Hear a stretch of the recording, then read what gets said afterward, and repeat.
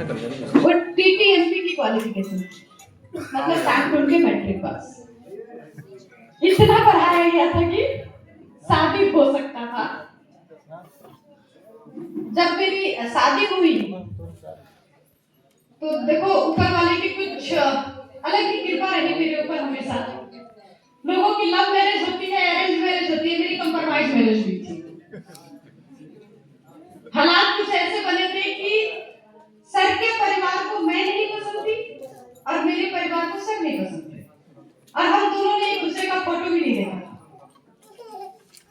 लेकिन सर के जीजा जी और मेरे जीजा जी दोनों की आपस में दोस्ती थी, और पता नहीं कब उन दोनों ने आपस में कमिटमेंट कर लिया था कि तुम्हारे साले की शादी होगी तो मेरी साली के साथ होगी।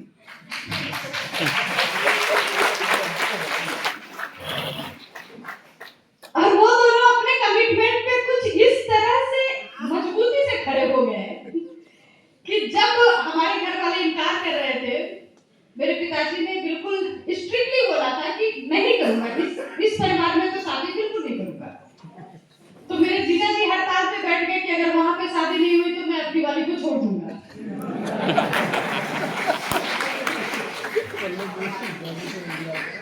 तो सिचुएशन था कि एक का घर बसाया जाए या दूसरे को उजाड़ा जाए। तो ऐसी परिस्थिति में मेरी शादी हुई। मैंने ये बात में एक्सेप्ट किया कि किसी का घर उजाड़ने से अच्छा है। मैंने माँ को बोला देखो कहीं ना कहीं बलि तो मरना ही है, तो फर्क क्या पड़ता है कि फर्श से हो कि रास्ते से हो, ओके कर दो।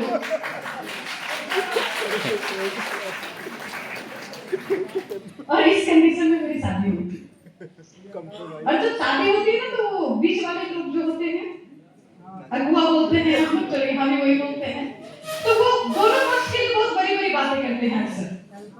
तो मुझे भी बताया गया था कि लड़का सिविल इंजीनियर है, कोलकाता महानगर में रहता है, अपना रहने का घर द्वार है, सब कुछ अच्छा है। सुनने में बड़ा अच्छा लगा कि सब कुछ अच्छा है। जब मैं कोलकाता महानगर में पहुंची तो बाकी सब सिविल इंजीनियर थे, एक प्राइवेट कंस्ट्रक्शन कंपनी में काम करते थे, लेकिन महानगरों में एक लोअर मिडिल क्लास फैमिली की जो लाइफ होती है ना, वो जानवरों से भी बदतर होती है। एक छोटा सा रूम था हमारा, सबने देखा है लगता है महानगर की लाइफ को।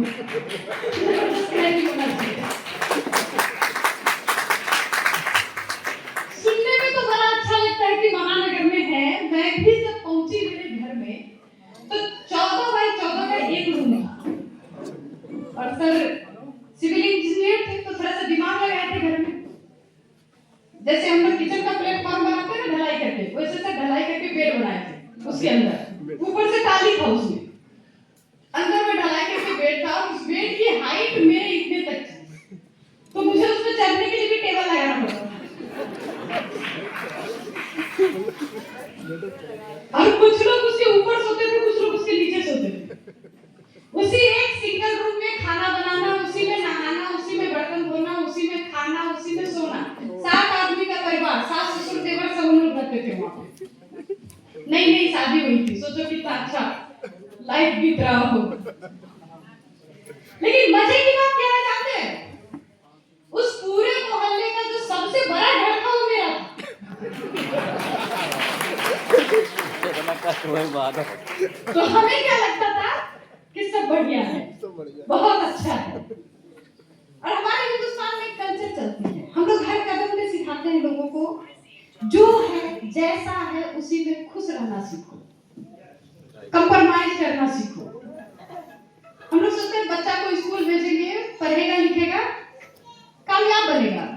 स्कूलों में कराते क्या है, टेपी पांव पसारी है जेती लंबी सो, मतलब चादर छोटा है तो पैर मोड़ के सो जाओ, चादर बढ़ाने का सलाह कोई नहीं देता है। जो है जैसा है, जिस जीवन में हो उसी में जीना सीखो। ये हमारे यहाँ की एजुकेशन होती है। खास करके जब महिलाओं की मैं बात करूं, जब हमारी शादी होती है ना तो पंडित जी रात भर बहुत सारे मंत्र पढ़ाते हैं, किसी को याद नहीं रहता। याद है क्या किसी को? कुछ भी याद नहीं है, क्योंकि पल्ले ही कुछ नहीं पड़ता। लेकिन जब विदाई होने लगती है ना तो मम्मी एक बात बोल देती है कि बेटा आज से जो है जैसा है तुम्हारा है, और दोनों परिवार की इज्जत की जिम्मेदारी तुम्हारे कंधों पे है। बोलती है ना? कितनी मम्मी ने बोला ये बात, सभी के बोला ना। ये लगता है एक लाइन रट के मम्मी लोग रखती है कि बेटी के विदाई के समय बोलना है। और हम लोग उस वचन को निभाने के लिए कंप्रोमाइज करते हैं। जो है जैसा है बहुत अच्छा है, मुझे भी लग रहा था सब बहुत अच्छा है, अच्छी लाइफ चल रही है, सर जॉब में थे। देखो मैं बहुत लकी हूँ कि मैंने जॉब के लाइफ को भी देखा है, ट्रेडिशनल बिजनेस के लाइफ को भी देखा है, डायरेक्ट सेलिंग को भी देखा है। सर की जॉब थी, महीने के पहले रविवार मैं मेरे देवर के साथ, 2 देवर थे मेरे, तो दोनों को लेकर के हम लोग घूमने निकलते थे, क्योंकि उस घर में तो रहना ही बहुत बड़ी बात थी, खिड़की तक नहीं था घर में, जिस घर में हम रहते थे। तो संडे का इंतजार होता था, संडे को हम दोनों देवर के साथ पति पत्नी घूमने को निकलते थे। तो पहले संडे हम लोग उस हॉल में पिक्चर देखने जाते थे जो एसी वाली होती थी, क्योंकि उस वक्त औकात रहता था एसी में टिकट कटाने का। दूसरे संडे हम लोग प्रयास करते थे कि नॉन एसी वाले जो हॉल हो जिसमें टिकट का पैसा थोड़ा कम लगे उसमें चलो। और तीसरे संडे हम लोग पार्क में जाते थे जहां पैसा देना ही नहीं पड़े, क्योंकि जो जॉब वाले होते हैं ना, महीने के शुरू में तो राजा होते हैं, मिडिल तक आते आते कंप्रोमाइज, और लास्ट तक आते आते भिखारी हो जाते हैं। दोस्तों से उधार चलने लगता है कि अच्छा अगले महीने दे देंगे। तो ऐसे हमारी लाइफ चल रही थी, लेकिन मजे की बात है उस लाइफ में भी लग रहा था कि सब बहुत बढ़िया है, ऐसे ही चलता है। मेरे घर के जो फाइनेंशियल कंडीशन थी, 7 आदमी के परिवार में महीने में 1 लीटर तेल हमारे घर में यूज होता था। हेल्थ कॉन्शियस नहीं थे हम लोग, बजट कॉन्शियस थे, चलाना था। तो सोच लो पकवान क्या बनते होंगे, कुछ अच्छा खाना हो तो त्योहारों का इंतजार करना पड़ता था। वहां से मेरी जीवन चल रही थी। अगर फल फूल खाने के नाम पे बोले तो सबसे ज्यादा हमारे घर में जो फल आता था वो आम आता था। हम यूपी बिहार वाले लोग आम के बहुत शौकीन भी होते हैं। तो आम आता था, किलो में कभी नहीं आता था, पीस में आता था। और सासू माँ उसको पूरा निचोड़ के उसका रस निकालती थी, उसमें 1 गिलास पानी मिलाती थी और 2 चम्मच चीनी मिलाती थी, और घर के सभी मेंबर को कटोरे में थोड़ा थोड़ा करके बांट देती थी। और हमारा ध्यान होता था कि आज रात में रोटी उसी के साथ खा लो ताकि सब्जी का खर्च बच जाए। इस तरह से हमारी जीवन चल रही थी। फिर भी लग रहा था कि सब बहुत बढ़िया है, क्योंकि जिस मोहल्ले में हम थे उस मोहल्ले में सबसे अच्छा खाना पीना रहन सहन हमारा था। तो हमें लग रहा था सब ठीक है। लेकिन मेरे जीवन में परिवर्तन का लाइफ जब बड़ी वाली बेटी मेरे लाइफ में आई, खानदान की पहली बच्ची थी, सब बहुत एक्साइटेड थे, सभी उसे बहुत प्यार करते थे, अपने जितना औकात था उसके हिसाब से। एक दिन मैं मार्केट में गई थी, एक ड्रेस मुझे बहुत पसंद आया, एक फ्रॉक मैंने देखा, मेरी बहुत इच्छा हुई कि मैं बेटी के लिए कपड़ा लेना चाहती हूँ। मैंने सर को आके बोला, सर कभी मुझे मना नहीं करते किसी चीज के लिए, बहुत अच्छे पति हैं, और हिंदुस्तान के 99% पति ऐसे ही होते हैं जो डायरेक्टली मना नहीं करते हैं। तो सर ने भी मुझे मना नहीं किया। सर बोले ठीक है, शाम में आऊंगा ऑफिस से, तब तुमको लेके जाऊंगा मार्केट, ले लेना। जब शाम में हम लोग पहुंचे तो मैं दिन भर पूरा एक्साइटेड थी, क्योंकि मेरे दिमाग में सिर्फ वो कपड़ा घूम रहा था, और मेरे दिमाग में ये ख्याल चल रहा था कि कहीं वो ड्रेस बिक न जाए, मुझे मेरी बेटी के लिए लेना है। जब शाम में हम लोग वहां पे पहुंचे तो मेरी नजर थी फ्रॉक पे और सर की नजर थी प्राइस टैग पे, और उस फ्रॉक की कीमत थी 500 रुपए। तो सर ने जैसे ही कीमत देखी, सर ने कहा कि ये जो कपड़ा है बच्ची को कंफर्टेबल नहीं लगेगा, छोटी बच्ची है, पहन के कहां जाएगी। तो मेरे समझ में आ गया कि बंदे के जेब में पैसे नहीं है। अच्छा समझ में आ जाता है ना। तो मैंने बोला कि हाँ सर, लगता है मुझसे समझने में भूल हुई, आप अपनी पसंद से ले लो। और सर ने एक दूसरा कपड़ा पसंद किया जिसकी कीमत थी 100 रुपए। उस दिन तो वो कपड़ा लेकर के मैं घर आ गई, लेकिन उस दिन मैंने अपने आप से एक सवाल किया कि जिस बच्ची को मैं मेरे पसंद का कपड़ा तक नहीं पहना सकती हूँ, उस बच्ची को जीवन क्या दूंगी। और अगर एक बेहतर जीवन नहीं दे सकते तो उस बच्ची को धरती पे लाने का मेरा क्या अधिकार है। और ये सवाल मैं हर माँ से पूछती हूँ। एक बच्चे को जन्म देने में अगर सबसे ज्यादा दर्द होता है ना, तो माँ को होता है कि नहीं होता। इतना दर्द उठाते हैं, 9 महीना उसको अपने अंदर रखा, उसके बाद जब बच्चा धरती पे आता है तो 2-3 साल तक तो अपने टाइम टेबल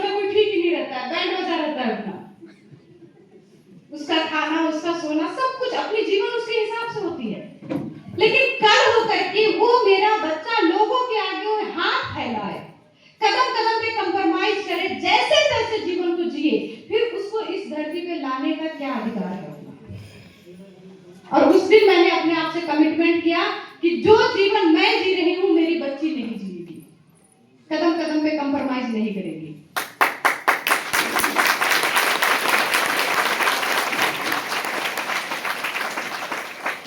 ये जो ताली बजाना है तो पूरी एनर्जी के साथ बजाओ।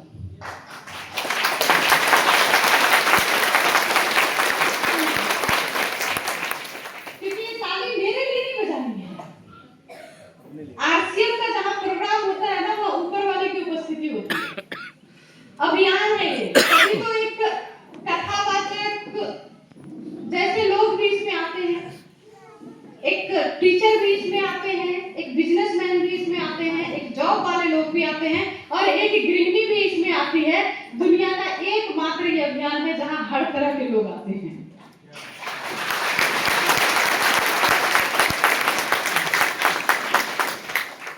तो ताली इसलिए बजाना है कि ऊपर वाला देख सके कि आप कितने एक्साइटेड हैं, और जो जितना एक्साइटेड होगा ऊपर वाला जल्दी से उसके घर में टेक्निकल भेजेगा।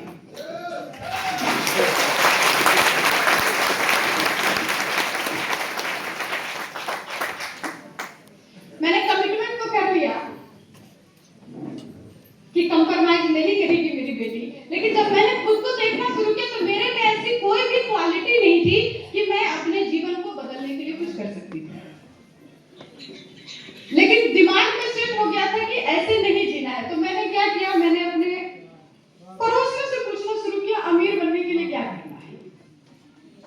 और हिंदुस्तान की एक खूबसूरती देखो, लोगों को पता हो या नहीं पता हो बताएंगे जरूर, रायचंद आपको हर कदम पे मिल जाएंगे। अच्छा, मैंने मेरे पड़ोसियों से पूछना शुरू किया कि अमीर कैसे बनते हैं। उस वक्त मैंने ये नहीं सोचा कि अगर इसको पता होता कि अमीर कैसे बनते हैं तो मेरा पड़ोसी होता, अंबानी जी का पड़ोसी होता। लेकिन लोगों ने बताया, मना किसी ने नहीं किया, लोगों ने बताया, बहुत अलग अलग तरीके बताए। उसमें से एक बंदे ने बताया, उनका मेडिकल का दुकान था, उनके एक रिलेटिव का, तो उन्होंने बताया कि मेडिकल के रिटेल काउंटर में बहुत पैसा है। तो हमें भी थोड़ा बहुत समझ में आ गया, क्योंकि मायके में बिजनेसमैन फैमिली से थे, तो थोड़ी सी अमीरी थी वहाँ पे। तो मुझे भी लगा कि बिजनेस करने से लोग अमीर हो सकते हैं। तो मैं सर के पीछे लगी, सर हमें बिजनेस करना है, इस जीवन को नहीं जीना है, बेहतर करना है। सर बोले ठीक है, देखो क्या करना है। हमने दिमाग लगाया, जो हमारी औकात थी उसमें बड़े शहर में बिजनेस को शुरू करना हमारे बस की बात नहीं थी, तो हमने छोटे शहर से शुरू करने का प्रयास किया। बोकारो से हमने एक मेडिकल स्टोर खोला।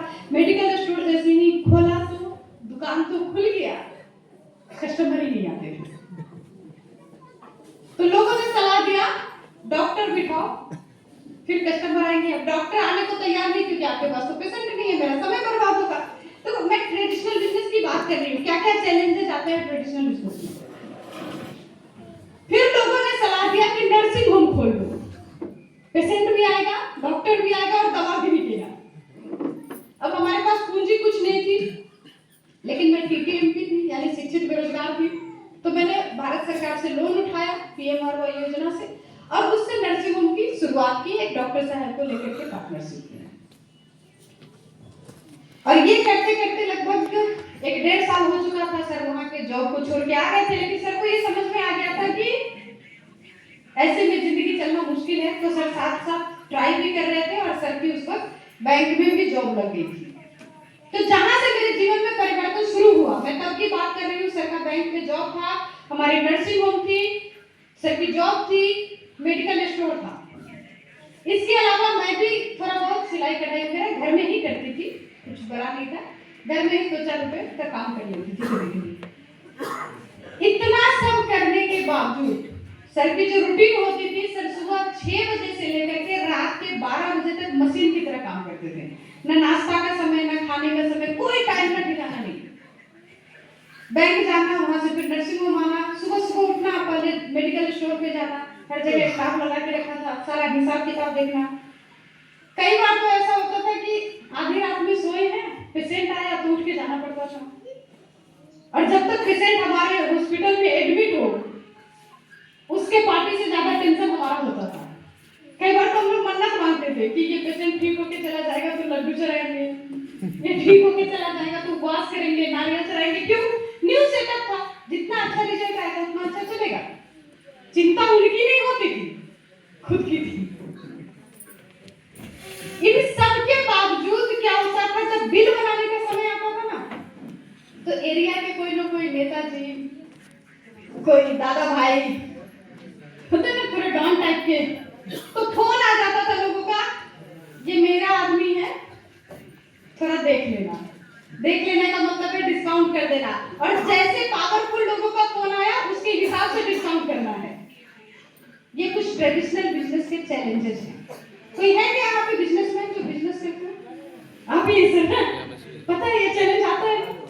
इससे भी नहीं, अगर आपके एरिया में कोई पूजा है, कोई है, तो सबसे ज्यादा चंदा कौन देगा? बिजनेसमैन। उसका हालत क्या है, उससे किसी को नहीं पड़ी है।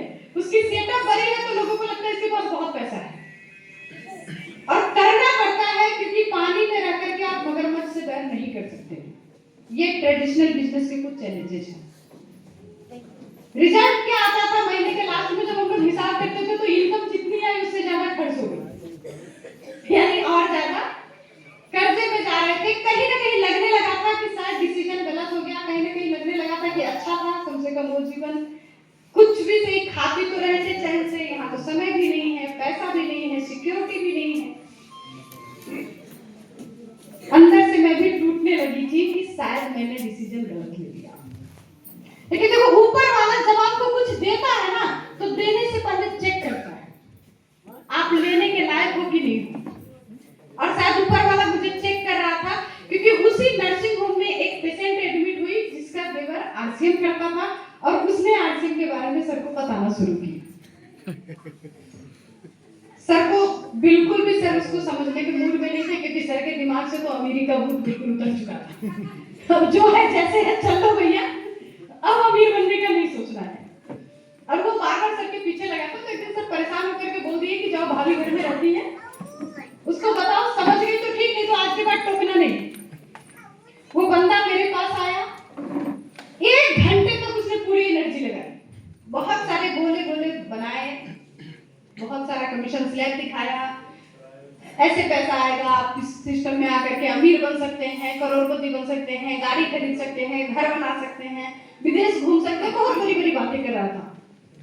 1 घंटे बाद उसने पूछा, भाभी जी कुछ समझ में आया? मेरा जवाब तो कुछ भी समझ में नहीं आया। अच्छा, क्यों समझ में नहीं आया? क्योंकि मैं एक आम गृहिणी थी। आम आदमी को बड़ी बड़ी बातें जल्दी समझ में नहीं आती है। दुनिया में जब भी कोई आविष्कार होता है तो सबसे ज्यादा विरोध आम आदमी करता है, और जब वो सक्सेस हो जाता है ना, तो फिर सबसे ज्यादा उसका यूज भी आम आदमी ही करता है। मुझे उनकी बातें बिल्कुल समझ में नहीं आ रही थी, लेकिन वो बंदा उस दिन ठान के आया था कि आज तो फंसा के जाना है। वो कभी कभी क्या होता है ना, अपना टारगेट लेके भेजते कि आज तो एक आदमी को फंसा के लाना ही लाना है। तो वो भी ठान के आया था उस दिन। उसने लास्ट में एक बात कही कि अगर आप इस सिस्टम में जुड़ करके एक साबुन खरीदते हैं तो आपके अकाउंट में 1 रुपया आएगा। और ये 1 रुपया मुझे फटाफट समझ में आ गया, क्योंकि मैं एक सिंपल गृहिणी थी। गुल्लक में पैसे जमा करते हैं ना हम लोग, गृहिणियों की आदत होती है, वो कुछ भी हो जाए थोड़ा बहुत इधर उधर सेविंग करेगी भी। मैंने तुरंत जोड़ा कि महीने में 4 से 5 की साबुन का खर्च है मेरे घर में, अगर इसी रफ्तार से खर्च हुई तो बुढ़ापे तक 1 लाख साबुन तो जरूर खर्च हो जाएगा। और एक साबुन पे अगर 1 रुपया आता है तो बुढ़ापा में मेरे अकाउंट में 1 लाख रुपया होगा।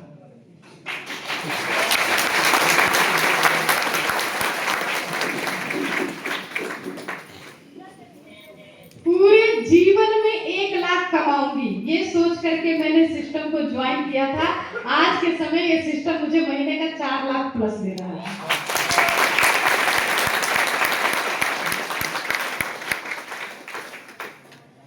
मैंने शुरुआत की और देखो मैं इतनी एक्साइटेड हो गई थी कि दिन भर बैठे बैठे मैंने बहुत सारे उसमें प्लानिंग कर ली कि सिर्फ साबुन यूज करने से अगर 1 लाख आएगा तो चाय पत्ती भी है, टूथपेस्ट भी है, कपड़े धोने का साबुन भी है, बेडशीट है, कपड़े हैं, साड़ी है, सारा प्रोडक्ट यूज करेंगे तो करोड़पति बन जाएंगे।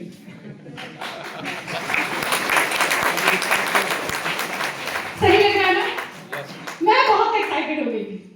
शाम में जैसे ही सर घर पे आए तो मैंने पूरे एक्साइटमेंट के साथ सर को बोला कि सर आज मैंने एक ऐसे सिस्टम को ज्वाइन किया है जिसका एक प्रोडक्ट यूज करने से 1 लाख आएगा। अगर सारे प्रोडक्ट यूज करेंगे तो करोड़पति हो जाएंगे। लेकिन सर का रिएक्शन ऐसा नहीं था। सर ने मुझे ऊपर से नीचे देखा और देख के बोले कि क्या की हो।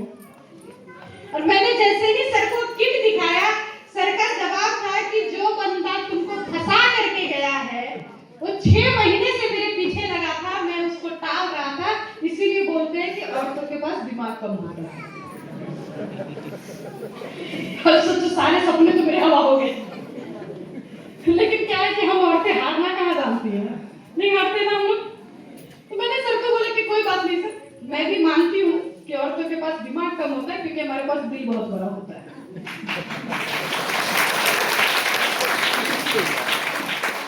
और देखो मैंने सर को प्रूव करके भी दिखाया कि हम औरतें जो होती है ना, जिस घर में जन्म लिए, पले बढ़े, अपनी सखी सहेली, पढ़ाई लिखाई, रिश्तेदार, जहाँ पे पूरा अपना बचपन बीतता है, एक दिन अचानक से मम्मी पापा एक नमूना पकड़ के लाते हैं और बोलते हैं इसी के साथ पूरा जीवन बिताना है।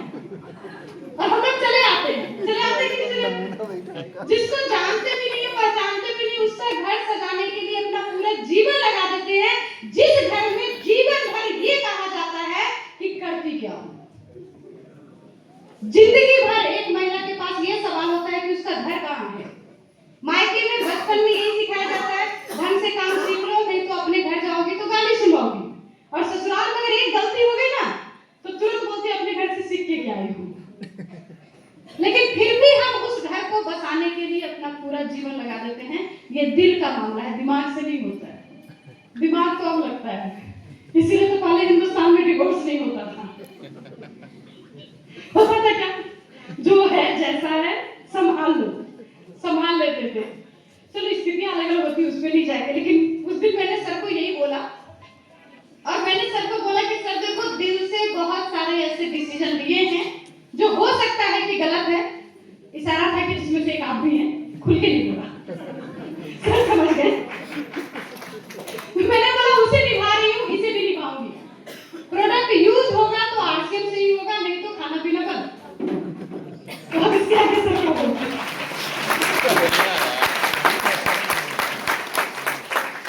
सामान यूज करना शुरू किया, लेकिन जैसे ही 2-3 महीने तक सामान यूज की, मेरे एरिया का पिकअप सेंटर बंद हो गया।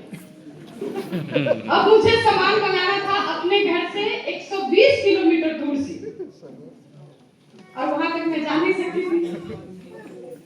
तो फिर हम महिलाओं के पास एक सबसे बड़ा हथियार होता है, हस्बैंड, जिसको हम हंसा हंसा के बैंड बजाते हैं।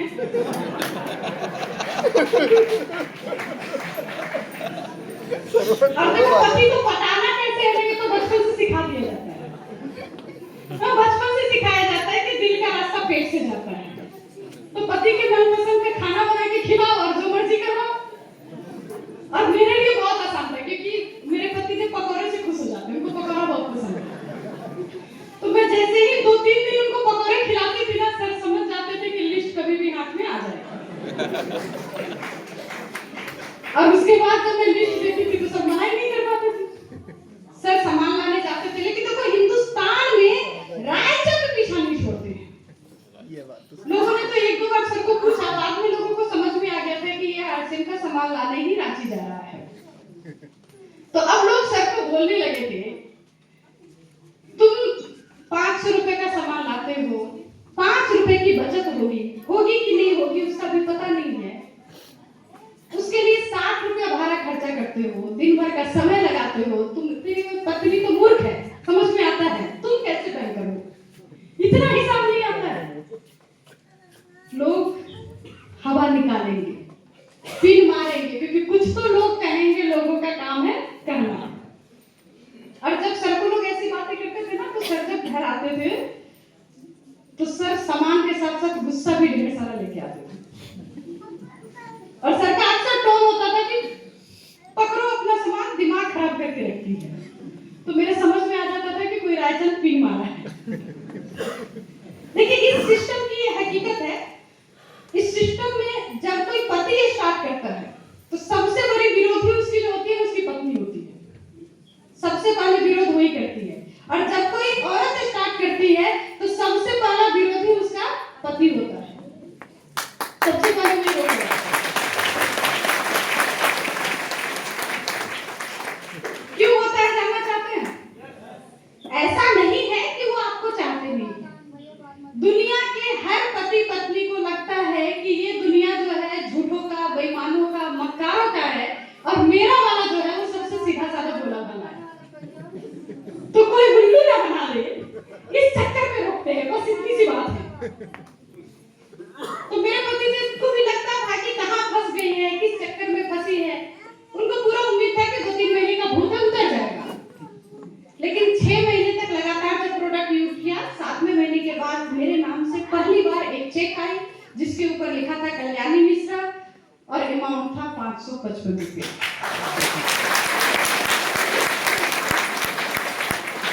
मेरे जीवन की पहली कमाई, और उस दिन मैं बहुत खुश थी, बहुत एक्साइटेड थी, डबल खुशी थी।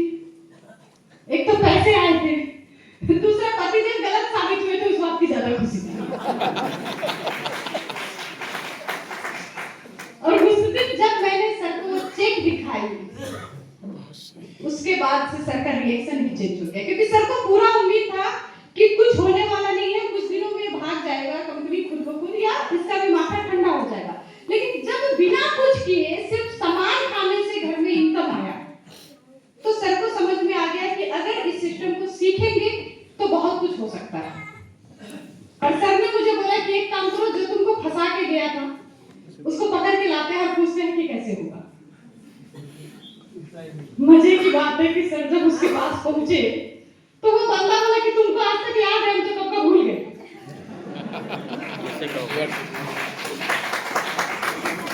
90% लोग इस सिस्टम में आने के बाद यही काम करते हैं। शुरू तो बड़े जोश में करते हैं, 2-4 मुर्गे भी फंसा देते हैं, उसके बाद खुद ही गायब हो जाते हैं। और फिर यही लोग फील्ड में जाकर के बोलते हैं कि कुछ नहीं होता है, पैसे नहीं आते हैं, ये सब ऐसे ही करने की बात है। सुनने को मिलता है ऐसा? Yes. आज भी आप किसी को बताने जाओ आरसीएम के बारे में तो लोग बोल देते हैं, मेरा चाचा किया था, मेरा दादा किया था, कुछ नहीं होता है। कभी कभी तो लोग मुझे भी बोल देते हैं, फिर मुझे उनको अपना इनकम दिखाना पड़ता है, तो उनकी बोलती बंद होती है। क्योंकि ज्यादातर लोग सिस्टम को सीखने का प्रयास नहीं करते हैं, फंसने फंसाने का धंधा समझते हैं। और ये सिस्टम एक अभियान है, ये फंसने फंसाने का धंधा नहीं है, ये लोगों की जिंदगी को बदलने का काम है, परिवर्तन का काम है। मेरे अपलाइन जैसे लोग जब मिले तो रॉन्ग नंबर बोल के निकल जाना है साइड से, सुनना नहीं है ऐसे लोगों का। जिस बंदे ने मुझे इस सिस्टम के बारे में बताया था, जो मेरा अपलाइन था, आज लोगों के घरों में शादियों में फोटो खींचता है। मैंने उससे आरसीएम को जाना था, लोग मेरे साथ फोटो खिंचवाते हैं।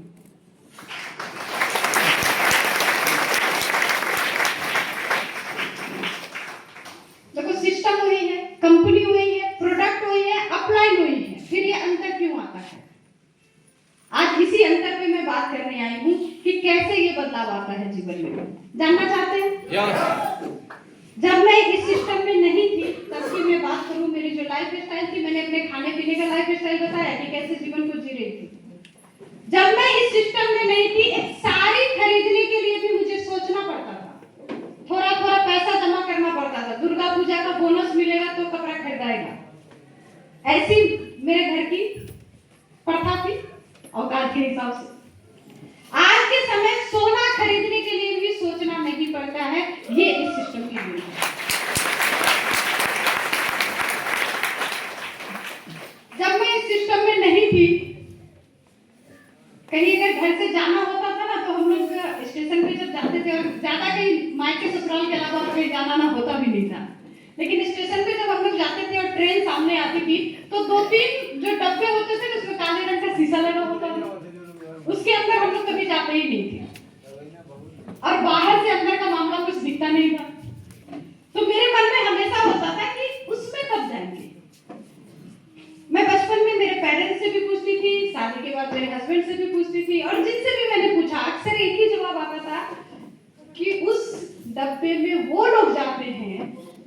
नंबर से पैसा कमाते हैं।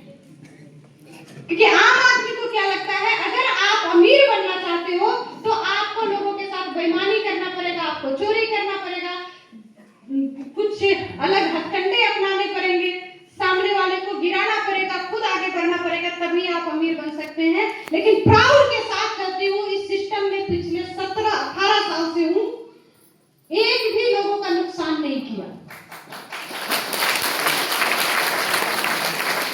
लोगों के जीवन में खुशियां लाई, लोगों को स्वास्थ्य का रास्ता दिखाया, वो हेल्दी कैसे रह सकते हैं, उनके जीवन में खुशी कैसे आ सकती है, और उनके जीवन में खुशी लाने के बदले आज के समय मेरी जो भी सफर होती है, या तो वो काले शीशे वाले डब्बे में होती है, या हवाई जहाज में होती है, या अपने गाड़ी में फूले की तरह होती है। मैं परिवर्तन की बात करने आई हूँ। चाहते हैं ऐसा परिवर्तन आपकी भी लाइफ में? यस। कितने लोग चाहते हैं? यस। सभी चाहते हैं? यस। क्या करना पड़ेगा बता दूं? यस। एक छोटे से फॉर्मूले पे काम करना पड़ेगा, हीरो बनना पड़ेगा। अभी प्लान यहाँ पे हुआ, एक्शन का प्लान हुआ है ना? यस। प्लान में हम लोग अक्सर एक बात करते हैं कि 6 लोग होते हैं जो प्रोडक्ट बनाने से लेके हम तक पहुंचाने का काम करते हैं। एक आदमी होता है जो कुछ काम नहीं करता है, सिर्फ बड़ी बड़ी बातें करता है, प्रोडक्ट के बारे में बोलता है, और हम उसकी बातों में आकर के सामान खरीदते हैं, यानी जो प्रचार करता है। यस। है ना? कौन करता है? हीरो हीरोइन करता है, सेलिब्रिटी करता है, जिसने अपने नाम को बड़ा बनाया है, वही करता है ना? यस। अगर हमें दे दे कोई प्रोडक्ट का प्रचार करने के लिए, कोई खरीदेगा क्या?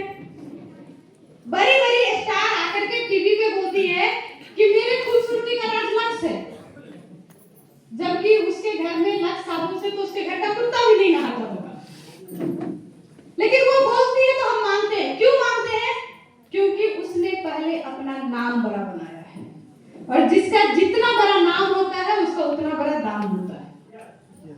हीरो बनना पड़ेगा, खुद का नाम पहले बड़ा बनाना पड़ेगा। कोई पिक्चर जैसी आती है ना, पिक्चर देखने की बात हो, कितने लोग हैं यहाँ पे जो फिल्में देखते हैं? ईमानदारी से बताइएगा, क्योंकि हिंदुस्तान के लोग देखते हैं फिल्में, चलो बहुत सारे लोग देखते हैं। जब फिल्म देखने की बात आती है तो हम लोग सबसे पहले क्या पूछते हैं?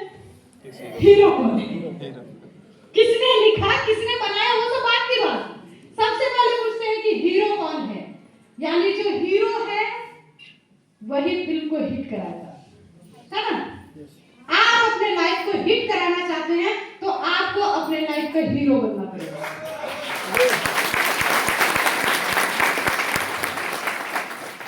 और हीरो बनने के लिए करना क्या पड़ेगा? तो थोड़ा सा हीरो के डेफिनेशन से ही समझते हैं। हीरो का स्पेलिंग क्या होता है? HERO।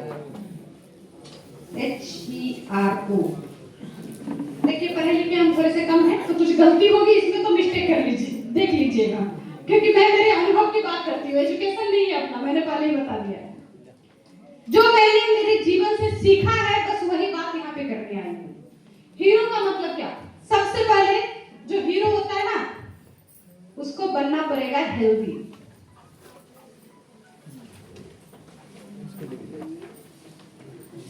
हेल्दी बनना पड़ेगा।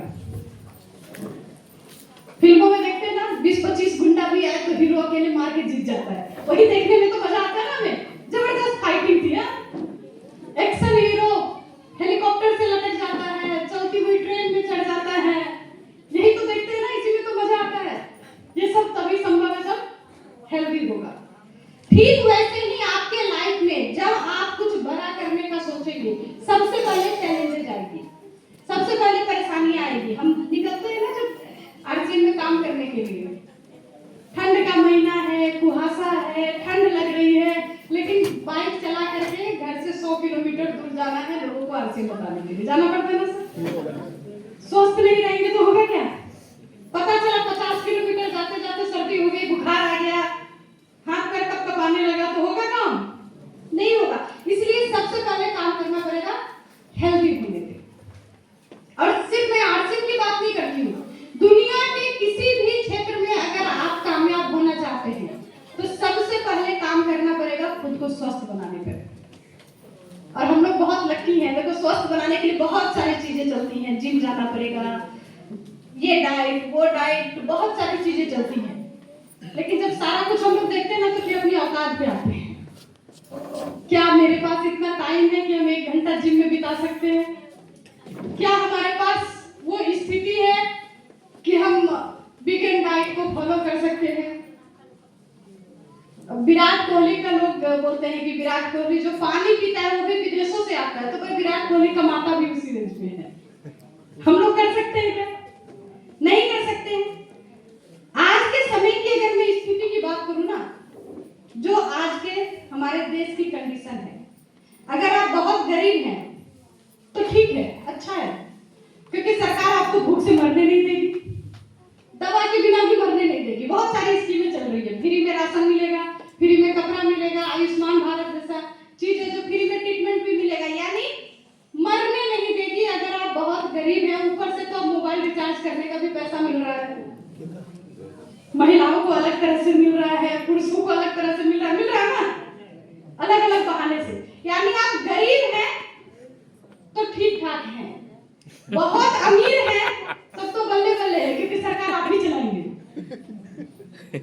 हम लोग समझते हैं कि नेता सरकार चला रहा है, सरकार तो कॉर्पोरेट वाले लोग चला रहे हैं। बहुत अमीर है तब भी कोई दिक्कत नहीं है, आप मजे में हैं। लेकिन आज के समय इस धरती पर अगर सबसे ज्यादा कोई परेशानी में है तो वो मिडिल क्लास लोग परेशानी में है, क्योंकि मिडिल क्लास एक ऐसा जीव है जो कमाने पे भी टैक्स देता है, खाने पे भी टैक्स देता है, नहाने पे भी टैक्स देता है, सामान खरीदता है तब भी टैक्स देता है, सामान बेचता है तब भी टैक्स देता है, देता है ना? और मिलता क्या है? कोई स्कीम है क्या मिडिल क्लास के लिए? कुछ भी नहीं है। लेकिन गीता में भगवान कृष्ण एक बात बोल के गए थे कि यदा यदा हि धर्मस्य ग्लानिर्भवति भारत अभ्युत्थानम् अधर्मस्य तदात्मानं सृजाम्यहम्। जब जब मेरे बच्चों पे परेशानी आएगी, किसी न किसी रूप में आऊंगा उसकी मदद करने के लिए। बोला था ना? सुने हैं? मैंने सुना नहीं था, मैंने गीता में पढ़ा है कि ऐसा बोले थे। आज के समय मिडिल क्लास की परेशानी को दूर करने के लिए अगर सबसे बड़ा कोई सिस्टम है तो उस सिस्टम का नाम है डायरेक्ट सेविंग सिस्टम।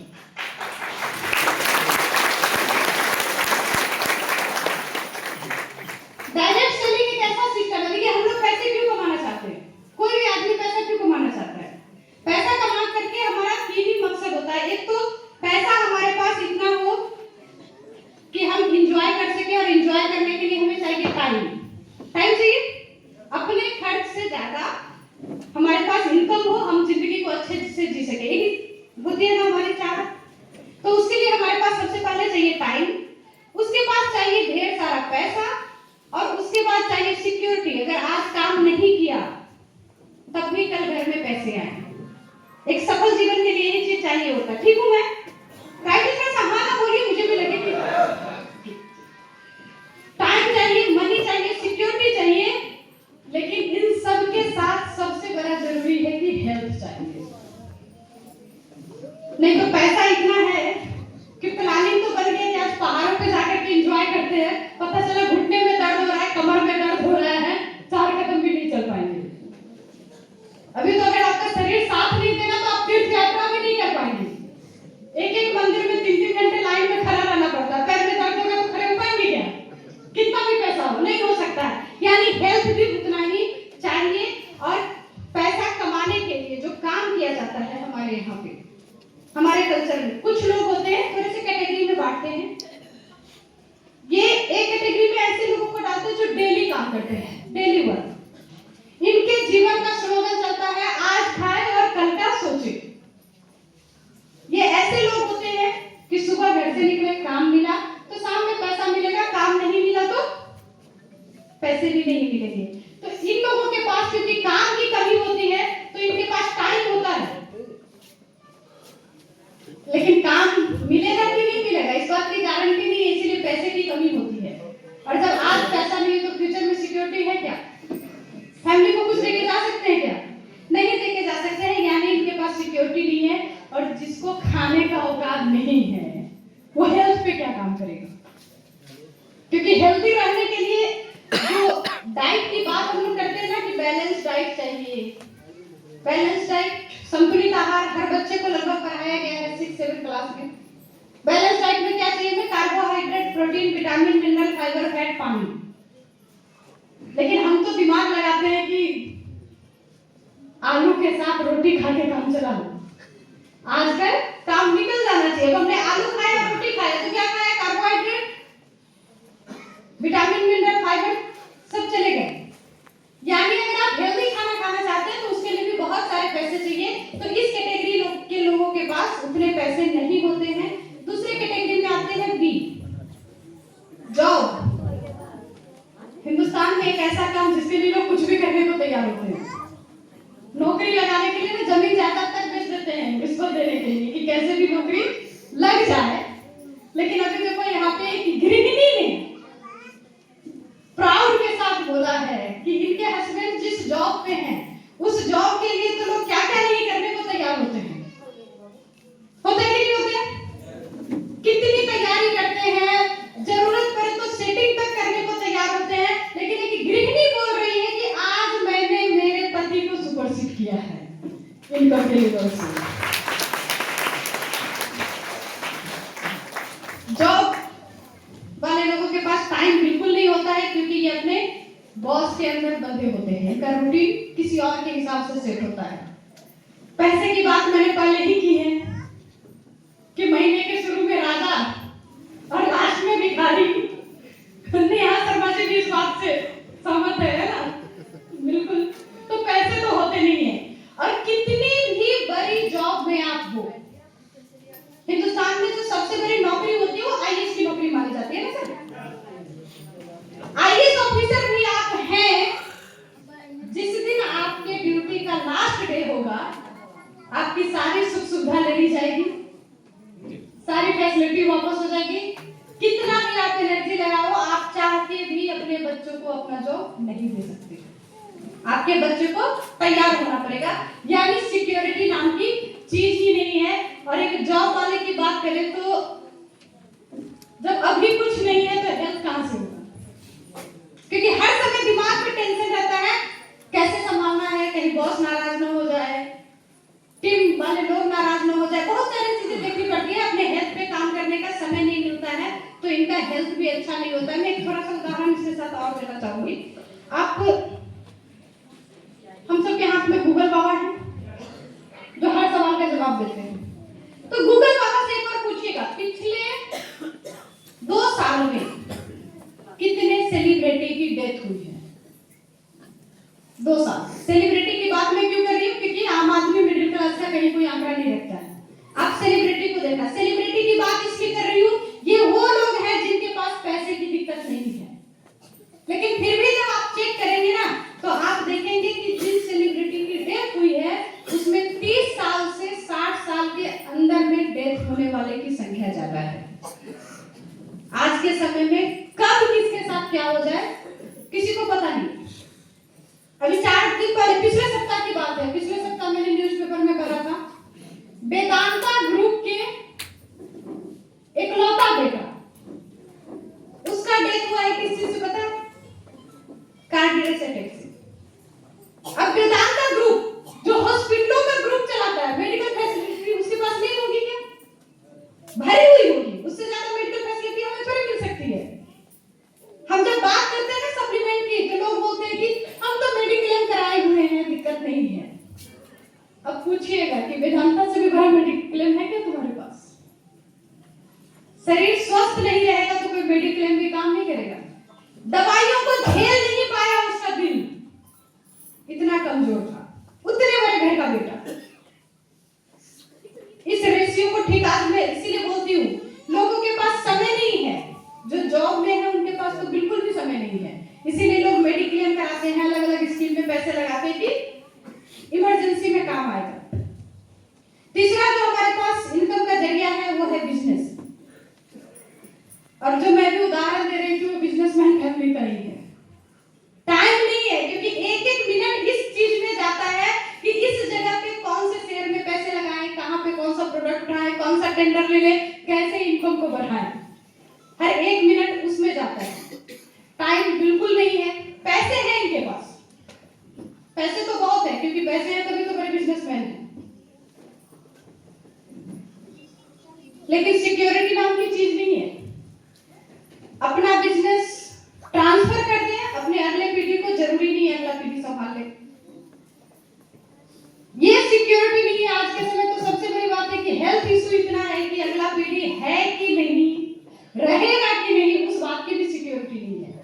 तो इनके पास ना तो सिक्योरिटी है और ना ही हेल्थ है।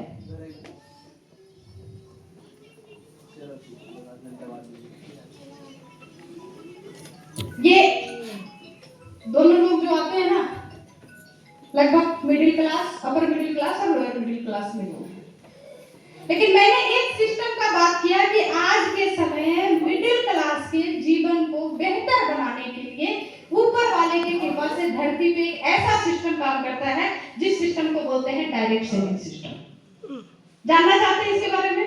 यस। डायरेक्ट सेलिंग एक ऐसा सिस्टम है जिसमें आप कुछ दिन काम कर लो, फिर उसके बाद पैसे आपको ही नहीं, आपकी अगली 7 पीढ़ी को आता है।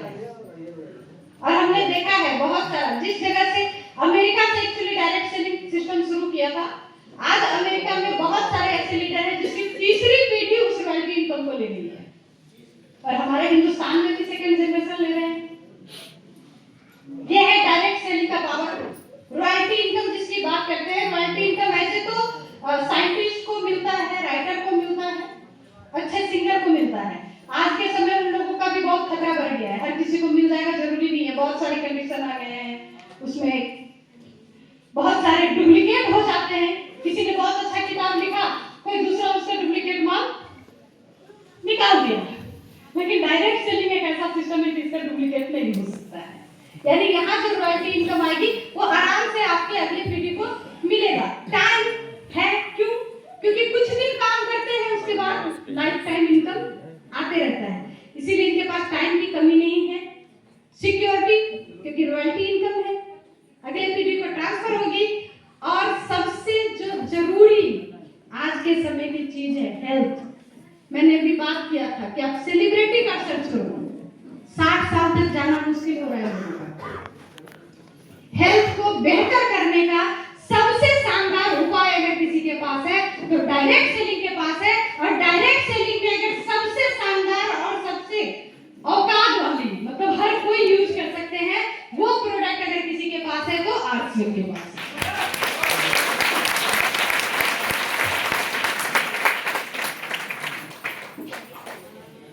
हीरो बनना है तो हेल्दी रहना पड़ेगा। हेल्दी बनने के लिए करना क्या पड़ेगा? 100% आरसीएम के प्रोडक्ट को यूज करना पड़ेगा। घर में हेल्थ कार्ड बन रहा है और सामने ठेला पे जाके समोसा खा रहे हैं तो कोलेस्ट्रॉल बढ़ेगा ही। 100% प्रोडक्ट यूज, नो एक्सक्यूज। कर सकते हैं? यस। आसान है क्या? यस। मुश्किल तो है, क्योंकि घर में हेल्थ कार्ड बन रहा है, मार्केट में जा रहे हैं तो चाट वाला जो ठेला है ना उसको इशारा करके बुला रहा है, दिल तो जाएगा उस तरफ।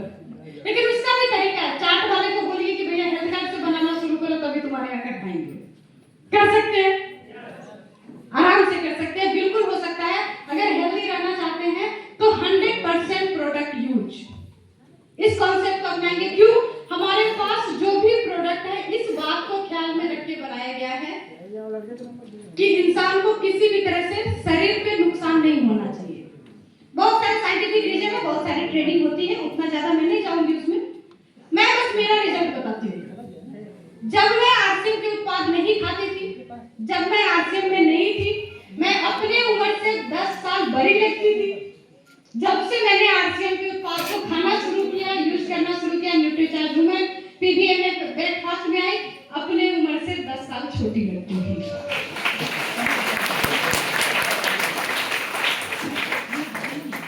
कुछ प्रोडक्ट्स की आप बात करें तो कुछ हमारे पास ऐसे प्रोडक्ट है जो जीवन रक्षक प्रोडक्ट भी है। सिर्फ आप प्रोडक्ट यूज करके हेल्दी रहेंगे, अगर कोई बीमारी भी आ गई है जैसे गामा ग्लूटाथियोन है, मधुसेलियम रस है, ये सब ऐसे प्रोडक्ट हैं जिनको खिला करके हम लोगों के जिंदगी से बीमारी को भगा सकते हैं और खुशियां वापस ला सकते हैं। किया जा सकता है काम? आसान है। मैं दूसरे पे आती हूँ, ई।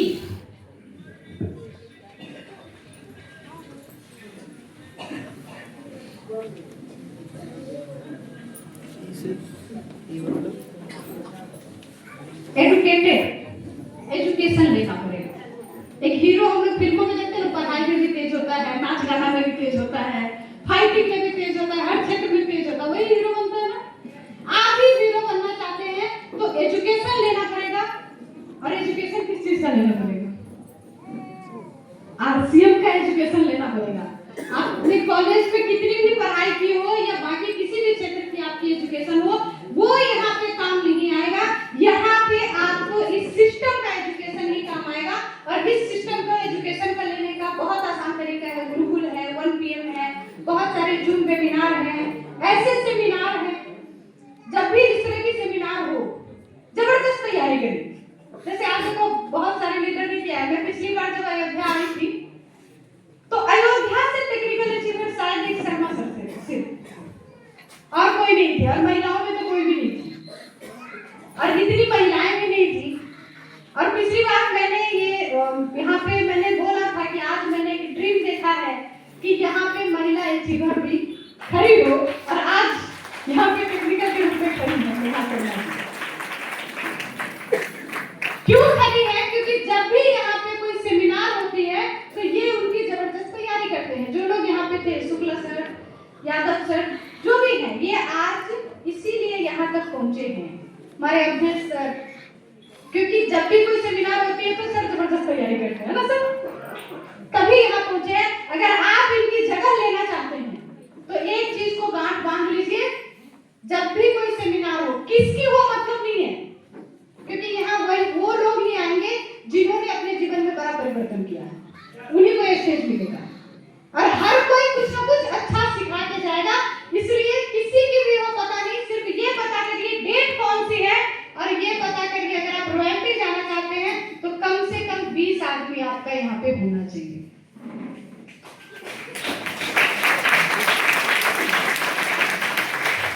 ये हमारे एजुकेशन के पार्ट है, लेकिन सबसे बड़ा पार्ट है आपका एक्टिव एंड ग्रोइंग अपलाइन, उनको फॉलो करना। मैं उस पर आगे आऊंगी। Second part Arthur rich.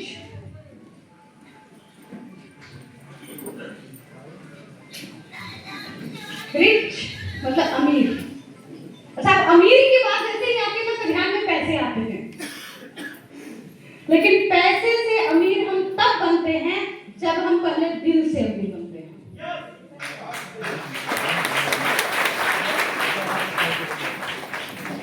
जब खुद से पहले दूसरों के बारे में सोचने की अपने अंदर हिम्मत आती है, तभी हम अमीर बनते हैं। एक दो उदाहरण मैं देना चाहूंगी। महात्मा गांधी जी का नाम सुना है आपने? महात्मा गांधी जी, मैं अगर हिंदुस्तान की स्थिति की बात करूं, जिस समय लोगों के पास खाने का औकात नहीं था, उस समय उनके पिताजी ने उनको विदेश भेज करके वकालत पढ़ाई थी, यानी पैसे वाले घर से थे। जो उनकी एजुकेशन थी, अगर वो जॉब करते, जिंदगी भर गाड़ी बंगला नौकर चाकर सब ऐसो आराम से जीवन जीता, होता कि नहीं होता? बिल्कुल। लेकिन एक घटना उनके साथ हुई कि जब वो ट्रेन में जा रहे थे और उनको इसलिए निकाल दिया गया फर्स्ट क्लास से कि भले ही तुम्हारा औकात है टिकट कटाने का, लेकिन तुम इंडियन हो तो नहीं बैठ सकते हो फर्स्ट क्लास में, करके उनको ट्रेन से बाहर किया गया। उस दिन गांधी जी ने क्या सोचा कि जब मेरे साथ, जिसके पास एजुकेशन भी है, पैसा भी है, उसके साथ ये स्थिति है, तो देश के बाकी लोगों के साथ क्या होती होगी। और उस दिन उन्होंने प्रण लिया कि तुम मुझे ट्रेन से निकाल करके बाहर फेंके हो, मैं तुम्हें पूरे वर्ल्ड से निकाल के बाहर फेंकूंगा।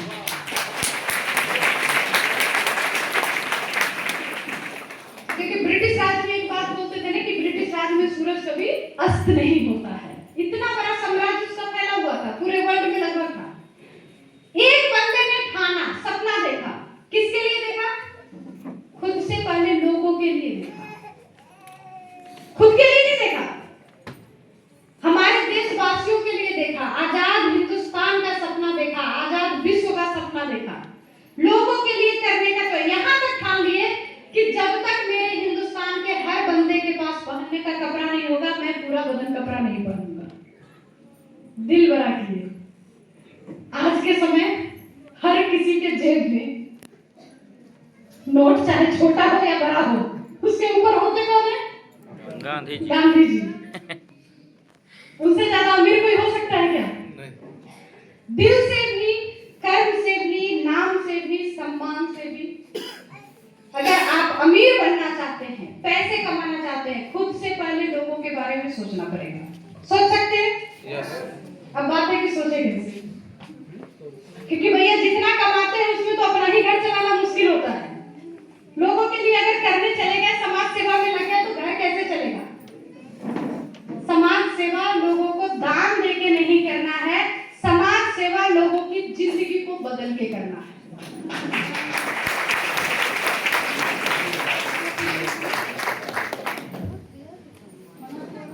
और चौथा जो है वो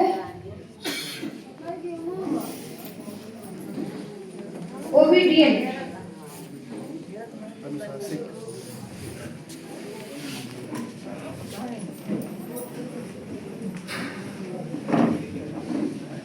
आज्ञाकारी बनना पड़ेगा। कोई भी हीरो सुपर हीरो तभी बनता है, नायक महानायक तभी बनता है जब वो डायरेक्टर का सुनता है। मैं एक छोटी सी उदाहरण से बताना चाहूंगी। अमिताभ बच्चन जी का नाम सुना है आप लोगों ने? यस। सदी का महानायक बोलते हैं। कुछ दिन पहले एक पिक्चर आई थी बोल बच्चन, जिसमें अमिताभ बच्चन जी का कोई बहुत बड़ा रोल नहीं था, छोटा सा रोल था। जो उसका डायरेक्टर था, वो डायरेक्टर अमिताभ बच्चन जी के सामने एक बच्चा है, उनकी भी कोई बहुत बड़ी वजूद नहीं है, लेकिन फिर भी उस फिल्म में एक सीन आई थी जिसमें डायरेक्टर की इच्छा थी कि एक माइक जो है वो सामने से आता है, अमिताभ बच्चन जी को कैच करना था। जबकि वो बार बार रीटेक हो रहा था, वो नहीं कर पा रहे थे, तो डायरेक्टर ने सोचा कि इस सीन को स्किप कर देते हैं। लेकिन अमिताभ बच्चन जी ने उनको क्या बोला कि जब तक आप संतुष्ट नहीं हो तब तक आप मुझे बताओ, मुझे टोको, मुझे रोको, लेकिन परफेक्ट सीन लो। और वो सीन उस पूरे फिल्म का सुपरहिट सीन बना।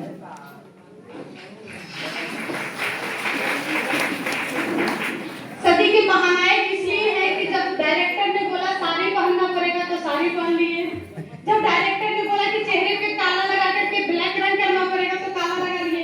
कभी भी किसी भी चीज में एक्सक्यूज नहीं किया, क्यों करना है, कैसे करना है। जब भी डायरेक्टर ने जो बोला उसको बोले यस बॉस, ये करना पड़ेगा, इसकी आदत डालनी पड़ेगी, चुनना पड़ेगा आपके डायरेक्टर को, क्योंकि ये सबसे बड़ा चैलेंज है।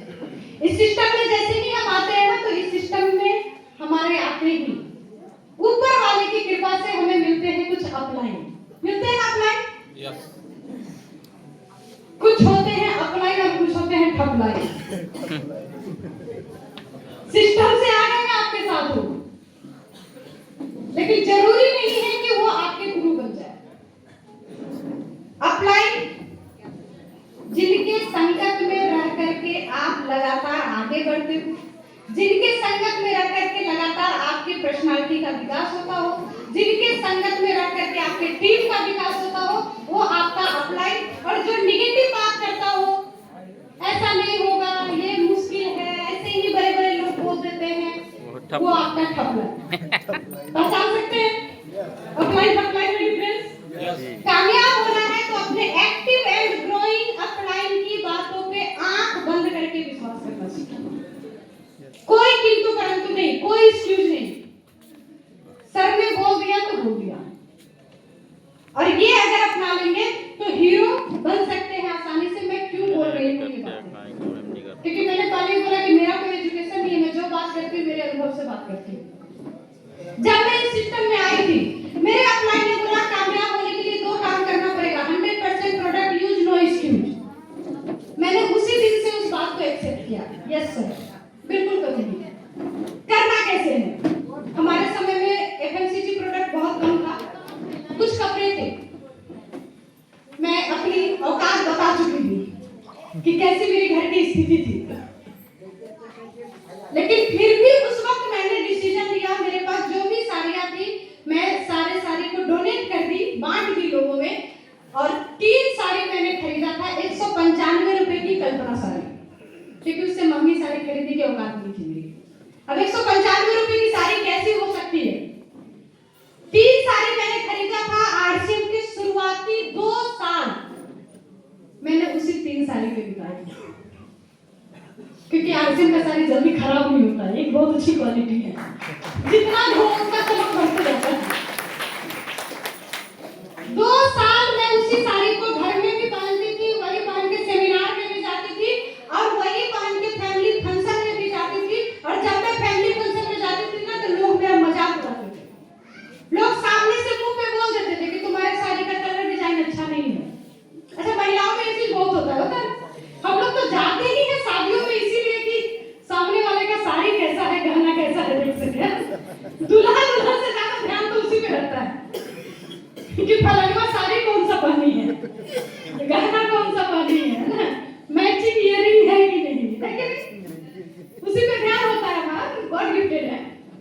देखो ये ऊपर से है, शंकर भगवान अपने पाठशाला में रहते हैं, लेकिन पत्नी को कितना सजा के रखते हैं कि नहीं, एकदम टिप टॉप।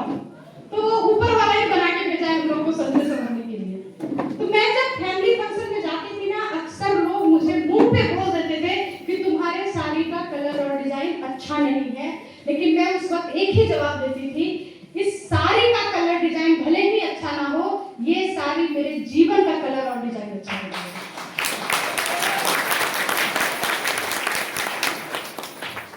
आज के समय दुनिया की सबसे महंगी साड़ी भी खरीदने का औकात रखती हूँ। आज मेरे से इनकम लेवल है, दुनिया की सबसे महंगी साड़ी खरीद सकती हूँ, लेकिन फिर भी पसंद आरसीएम की साड़ी नहीं आती है, क्योंकि ये साड़ी लोगों की जिंदगी को बदलने का काम करती है। 100% प्रोडक्ट यूज कर सकते हैं। जाएंगे ना जब पीयूसी में, सोच के तो आए थे कि ललका साड़ी खरीदेंगे, पियर का मिल रहा है ना। इस बार तीज में सोचे थे कि लाल लेंगे, एक को दिख ही नहीं रहा है, सब हरा मिल रहा है। चैलेंजेस आएगी, क्यों आएगी? ऊपर वाला चेक करता है कि जो कामयाबी हम इसे देना चाहते हैं वो इस कामयाबी को पचाने लायक है कि नहीं है। हम कहानी सुनते हैं ना रामायण की, राम और रावण में अगर तुलना किया जाए, श्री राम की अगर बात करें तो श्री राम से कई गुना ज्यादा नॉलेज रावण के अंदर था। सारा वेद कंठस्थ था, मतलब ऐसा उसने स्तुति बनाई थी कि शंकर भगवान इतने मजबूर हो गए उसके प्रेम में कि उसके साथ चलने को तैयार हो गए। इतना ज्ञानी था। लोग ग्रहों से डरते हैं, रावण 9 ग्रहों को अपने कब्जा में करके रखा था। शनि महाराज को अपने पैर के नीचे बांध के रखा था, यानी उससे बड़ा पावरफुल भी दुनिया में कोई नहीं था। सही हूं मैं? राम जी के पास पहनने को कपड़ा नहीं था, क्योंकि राम जी कहां थे? जंगल में, वनवास में। और रावण के पास सोने की लंका थी, जिसका घर सोने का हो, वो कितनी समृद्धि होगी उसके पास, कितना पैसा होगा उसके पास। राम जी के पास एक व्यक्ति उनके सिपाही में शामिल होने के लिए नहीं था। बंदर भालू वृक्ष को लेकर के अपना सेना बनाए थे। रावण के पास असंख्य महावीर थे, गिनती करना मुश्किल था, लेकिन फिर भी जीत राम की हुई, रावण की नहीं हुई। क्यों जानते हैं? क्योंकि रावण को अपनी कामयाबी पचाना नहीं आया। ईगो हो गया, घमंड हो गया, इसीलिए उसने उन लोगों का सुनना छोड़ दिया जो उसके अच्छे सच्चे अपराधी थे। पत्नी बोली कि भाई मत हरण करो, माता सीता का वापस कर दो, तो बोले कि तुमको क्या बुद्धि है, तुम औरत हो, घर में रहो। भाई बोला कि गलत काम है, मत करो, तो लात मार के निकाल दिया, क्योंकि उसको अच्छे और बुरे की फर्क समझ में नहीं आई। वो समझ नहीं पाया कि उसका अपलाइन कौन है और उसका ठपलाइन कौन है। बस इतनी सी ही गलती हुई। ऊपर वाला आपको कामयाबी देने से पहले चेक करेगा, चेक नहीं करेगा तो कितना बड़ा अवतार देगा। परेशानी तो उनको भी हो जाता है ना। रावण को पहले ही चेक किया होते तो धरती पे थोड़े राम जी को आना पड़ता, इसलिए हम चेक करके देते हैं। जब भी आप चाहेंगे कुछ बड़ा करना, संघर्ष पहले आएगी। मेरे जीवन में भी बहुत संघर्ष आया, लोगों ने ताने दिए, बहुत बड़ी बड़ी बातें सुनाई। शुरुआती दौर में जब हमने आरसीएम को शुरू किया था, इतनी सुविधाएं नहीं थी, बहुत चैलेंजेस थे। टेलीफोन नहीं हुआ करता था, जूम मीटिंग नहीं हुआ करता था, सेमिनार भी हर महीने नहीं होता था। 4 महीने 5 महीने पे जाकर के एक सेमिनार होती थी। काम करने के लिए सर को घर से 25 दिन 26 दिन घर से बाहर रहना पड़ता था, क्योंकि मैं तो जा नहीं सकती थी ना। तो मैंने पहले ही बोला कि जब महिला कुछ करवाना चाहती है तो सबसे आसान रास्ता क्या होता है? हस्बैंड। हंसा के बजा के जो चाहे करवाओ। जब मुझे लग गया कि इस सिस्टम से हम अपनी जिंदगी को बदल सकते हैं, तो मैंने सर को बोला कि सर अब करना है तो आरसीएम। सर को भी अच्छा लगा, दोनों ने मिलकर डिसीजन लिया। लगभग हमने जैसे ही इसमें काम करना शुरू किया, 7-8 महीने बाद, जब हमारी टर्नओवर की जो लेवल थी 60 से 70 हजार महीने की थी, मतलब ओपनर के बराबर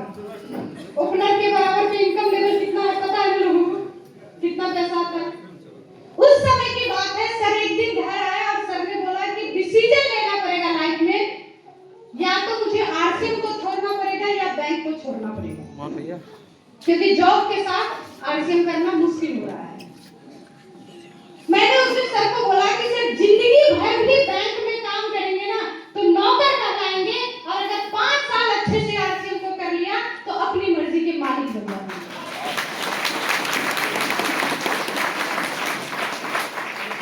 डिसीजन लिया, बैंक के जॉब को छोड़ा, 100% आरसीएम पे आ गए। घर की आर्थिक स्थिति मैंने पहले ही बताया है कि कैसा था, और उसमें जब इनकम लेवल इतना कम हो जाए तो जिंदगी कैसे चलता होगा सोचिए। खाने तक की लाले पड़ गए। कई बार ऐसा हो जाता था कि घर में 2-2 दिन 3-3 दिन खाना नहीं बनता था। ऊपर से हमने कमिटमेंट लिया था कि 100% प्रोडक्ट यूज, तो सर ने भी अपना जो भी कपड़ा था वो सब हटा दिया था, बांट दिया था। मैंने भी अपना सारा बांट दिया था। सर के पास मात्र 6 सेट कपड़ा था किट वाली, एक मेरे ज्वाइनिंग की, एक उनकी ज्वाइनिंग की। 6 सेट कपड़े होते थे। सर 6 दिन घर से बाहर रहते थे, साथ में छठे दिन वो घर आते थे। रात में सर 10 बजे 11 बजे घर पहुंचते थे, और आते ही सबसे पहले जाते थे कपड़े धोने के लिए, और मैं उनके लिए खाना बनाती थी। जब तक मैं उनके लिए खाना बनाती तब तक सर कपड़े धोते। उसके बाद सर सो जाते। मेरा काम था रात भर में पंखे की हवा में आयरन में सुखा करके सुबह 6 बजे तक बैग रेडी कर दूं, पैक करके, कपड़ा सूख जाना चाहिए। तो पूरे रात में उसको आयरन करके सुखाते रहती थी, और सर सुबह 6 बजे फिर निकल जाते थे। अगला आना उनका घर तभी होता था जब कपड़े सारे गंदे हो जाते थे। आउट ऑफ टाउन जाकर के काम करते थे। घर की हालत ऐसी थी कि घर में एक बेटी थी मेरी। जब सर घर में होते भी नहीं थे तो देखने वाला कौन है कि अनाज है कि नहीं है। पैसे की भी परेशानी रहती थी, इतना था नहीं कि सर देके जाते। तो कई बार ऐसा होता था कि मेरे घर में खाना नहीं बनता था। देखो ऊपर वाला जब परेशानी देता है ना तो लड़ने का ताकत भी देता है। मेरी बेटी इतनी प्यारी थी कि मेरे पास से ज्यादा पड़ोसियों के घर में रहती थी। वो इतनी अच्छी थी ना कि उसको लेने के लिए लोगों में लड़ाई होते रहता था, उठा के लोग लेके चले जाते थे। तो उसका नाश्ता किसी और क्या हो जाता, दोपहर का खाना किसी और क्या हो जाता, रात का खाना किसी और क्या हो जाता, तो उसका काम चल जाता था। सब बाहर होते थे, मैं अकेले घर में होती थी। तो कई बार सिर्फ पानी पी करके रह जाती थी, क्योंकि मेरे घर में राशन नहीं होता था। और ऐसे ही एक वाक्य हुआ था मेरे साथ जब मेरी दूसरी वाली बेटी होने वाली थी। लगभग 6 महीने की मेरी प्रेगनेंसी थी। नवरात्रा का समय था, मैं नवरात्रे रखती हूँ तो फास्टिंग में थी। 3 दिन बीत चुके थे। सर घर पे आए, और सर का आते आते पहला सवाल था कि तुम्हारे पास कुछ पैसे हैं क्या? यानी सर के जेब में कुछ भी नहीं था। वो इस इंतजार में थे कि अगर घर में कुछ होगा तो मिल जाएगा। और सर ने जब ये बात कही ना तो मुझे बहुत हंसी आ गई। मैंने सर को बोला कि सर 3 दिन से मैं इसी इंतजार में हूँ कि आज नवरात्रा का तीसरा दिन है, मैंने देवी को प्रसाद तक नहीं चढ़ाया है क्योंकि मिश्री खरीदने के पैसे नहीं मेरे पास, और मैं फास्टिंग में थी। तो जब मिश्री नहीं खरीद सकती हूँ तो बाकी चीजें क्या खरीद सकती थी, सोच सकते हैं आप। जब मैंने सर को ये बात बोला, सोचो एक जो पुरुष होते हैं ना, हम लोग बातें तो करते हैं महिला सशक्तिकरण की, लेकिन हमें तो लगता है कि पुरुष सशक्तिकरण सबसे ज्यादा जरूरी है। क्योंकि पुरुष को बचपन से एक ही चीज के लिए तैयार किया जाता है, आप घर के पालनहार हो, घर की जिम्मेदारी आपके ऊपर है, आप रो नहीं सकते हो, अपना दर्द नहीं दिखा सकते हो, किसी भी कंडीशन में हो घर संभालना आपका काम है, सिखाया जाता है। और उस वक्त जब किसी पुरुष को लगे कि वो अपनी प्रेग्नेंट पत्नी को खाना तक नहीं खिला सकता है तो उसके ऊपर क्या बीता होगा। मैंने जब सर को ये बात बोला और सर का जो चेहरा उस वक्त हुआ, मैं आज तक नहीं भूल पाती हूँ। फिर सर ने पता नहीं क्या किया, घर से बाहर गए, किसी से मांगा होगा या क्या किया होगा, जैसे आकर के फिर उन्होंने 100 रुपए मुझे दिए और बोले कि ठीक है कुछ प्रसाद चढ़ाने के लिए लेके आओ। लेकिन ये मेरे दर्द की आखिरी थी, शायद ऊपर वाले की यही प्लानिंग थी। अगले 2-3 महीने के बाद रॉयल्टी जैसी सिस्टम आई, रॉयल्टी का इनकम आया घर में, और उसके बाद से मेरा जीवन लगातार बदलते चला।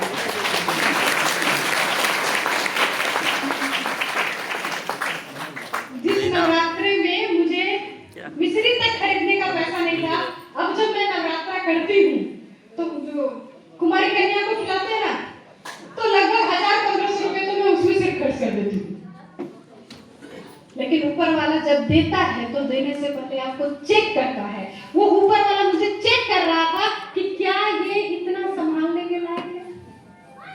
ये सिस्टम कुछ भी दे सकता है, आप जो चाहते हैं देने की कैपेसिटी रखता है। जब मैं इस सिस्टम में नहीं थी, घर में भी मेरा कोई पहचान नहीं था। एक गृहिणी की बात करूं ना तो किसी की मम्मी, किसी की नानी, किसी की चाची, यही पहचान होती है।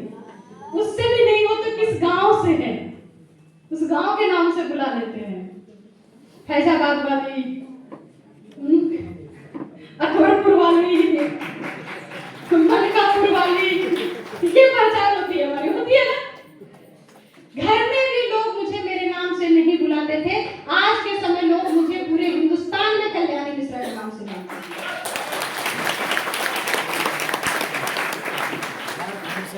जब मैं एक साधारण स्त्री थी, जब मैं गृहिणी थी, घर में भी मेरी बात को कोई वैल्यू नहीं देता था। तुमको क्या पता है, तुमको क्या बुद्धि है, तुम क्या समझती हो, तुमने दुनिया देखा है, ऐसी ही कहानी मेरी भी थी।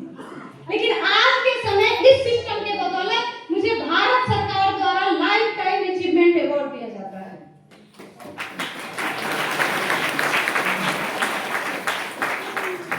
जब मैं इस सिस्टम में नहीं थी, मेरी इनकम की बात करूं, 20-25 रुपए के लिए ना लोगों के आगे हाथ फैलाना पड़ता था। मतलब इंतजार रहता था कब कोई दे दे। और जो सबसे बड़ी इनकम होती थी कि मार्केट में खरीदारी करने के सब्जी भाजी 100 रुपए का बिल बना, पति देव को पता 110 रुपया होगा, तो 10 रुपया अपनी कमाई होती थी। कमाते हैं ऐसा पैसा, कितनी गरीबी की हुई है। देखो अभी चिंता नहीं करना है, क्योंकि मैं करोड़पति होने का इरादा तो आज बता रही हूँ आपको। अब ऐसे कमाना नहीं पड़ेगा और ऐसे भी नहीं मिलता है। आज के समय तो हम मार्केटिंग करने जाते हैं, पति देव बोलते हैं कि बार कोड भेज दो, यहीं से स्कैन कर देता हूँ, तो अपनी वो इनकम बंद हो गई है।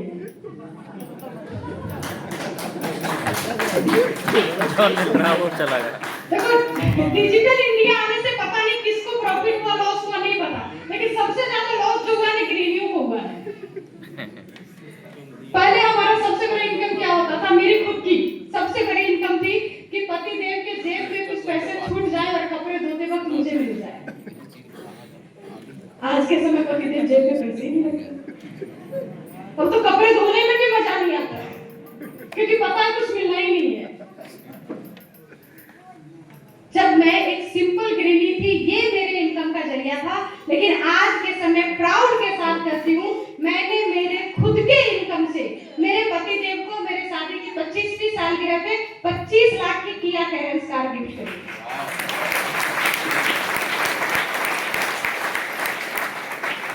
हिंदुस्तान में जिस दिन लड़की का जन्म होता है ना, बोलते घर में लक्ष्मी आई है, बोलते हैं ना। घर में बहू आती है तो आरती उतारते हैं, लक्ष्मी आई है, और 4 दिन बाद वो लक्ष्मी लोगों के आगे हाथ फैलाती है। लिपस्टिक खरीदना है जी, पैसा दे दीजिए ना, गुपचुप खाना है, चाट खाना है, मायके जाना है, कुछ पैसे दे दीजिए। ये कैसी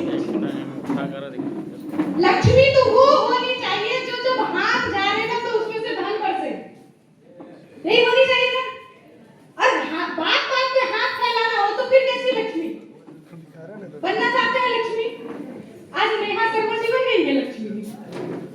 आज नेहा शर्मा जी घर में जब सब्जी में नमक डालती है ना तो उसमें से भी धन बरसता है।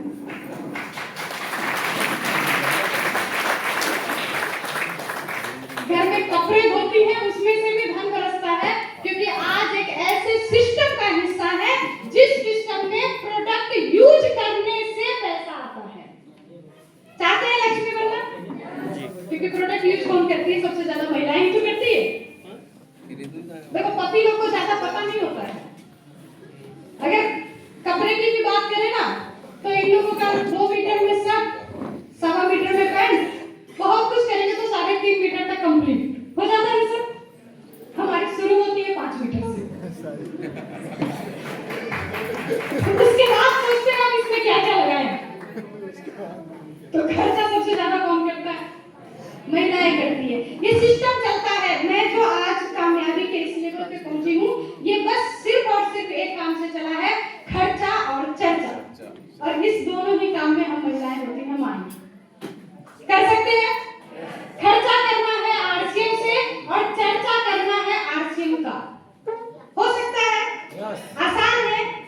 चलो ये सब नहीं भी करना हो तो एक विशेष मुद्दा जिसके लिए आरसीएम करना आज के समय में जरूरी नहीं है, मजबूरी है। अभी तक अगर मेरी कोई भी बात समझ में नहीं आई हो, कोई बात नहीं, जो लास्ट बात मैं कहने जा रही हूँ थोड़ा सा ध्यान से सुनिएगा। दुनिया कितनी तेजी से बदल रहा है, किस परिवर्तन से हमें लड़ना है, किस चीज से हमें लड़ना है, उसकी बात कर रही हूँ। आज से मैं 3 पीढ़ी पीछे जाती हूँ। हमारी नानी दादी का जब समय था ना, 5-6 बच्चे महिलाएं चलते फिरते घर का काम करते करते पैदा कर देती थी। पता भी नहीं चलता था कि कब डिलीवरी हो गया। पता है ऐसा सुने हैं? जब हमारी मम्मी का समय आया तो थोड़ा सा डॉक्टर को दिखाना पड़ेगा, थोड़ा सा आयरन कैल्शियम खाना पड़ेगा, थोड़ा ट्रीटमेंट करना होगा, लेकिन ज्यादातर डिलीवरी घर में नॉर्मल हो जाती थी और ठीक ठाक रहता था। होता था कि नहीं? साइंस डेवलप किया, हम तरक्की किए, हम थोड़े स्टाइलिश होते जा रहे हैं। हमारे समय की बात करते हैं। हमारे समय में सोनोग्राफी कराना पड़ेगा, बहुत सारे टेस्ट कराना पड़ेगा, डेली डॉक्टर के निगरानी में रहना पड़ेगा। नर्सिंग होम में या हॉस्पिटल में ही डिलीवरी होती थी, लेकिन फिर भी 99% डिलीवरी नॉर्मल होती थी कि नहीं?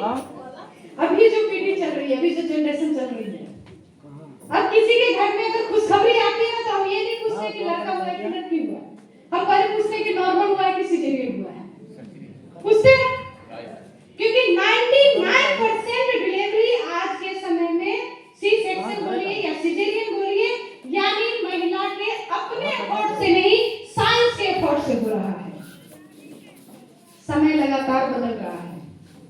मैं जहां पे आप लोगों का ध्यान लेके जाना चाहती हूँ ना, आज भी मैं जब यहाँ पे उतरी हूँ तो मैं देखती हूँ हर बड़े शहर में एक बड़ा सा होर्डिंग लगा हुआ है। आज के समय में IVF सेंटर लगातार खुल रहे हैं हर बड़े शहर में। IVF सेंटर का मतलब क्या है? आज के जनरेशन के बच्चे उस कैपेसिटी में नहीं है कि अपना बच्चा खुद पैदा कर सकते हैं। साइंस मदद करती है उनको माँ बाप बनने के लिए। IVF centre, test tube baby, surrogacy, ये सब उसी का अलग अलग नाम। खुद बच्चा पैदा करने में सक्षम नहीं है तो साइंस मदद करेगी। लाखों रुपए के खर्च होने के बावजूद भी माँ बाप बनेंगे कि नहीं बनेंगे, इस बात की गारंटी नहीं है।